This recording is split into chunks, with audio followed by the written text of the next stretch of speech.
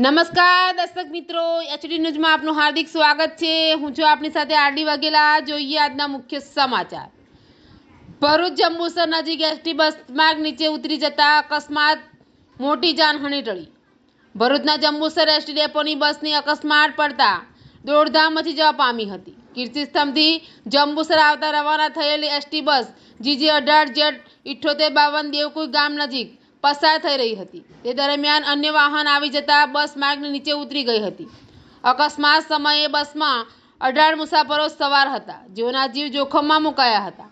બસના ડ્રાઈવરે સમય સૂચકતા દાખવી સ્ટીયરિંગ પર કાબુ મેળવી લેતા મોટી જાનહાનિ ટળી હતી।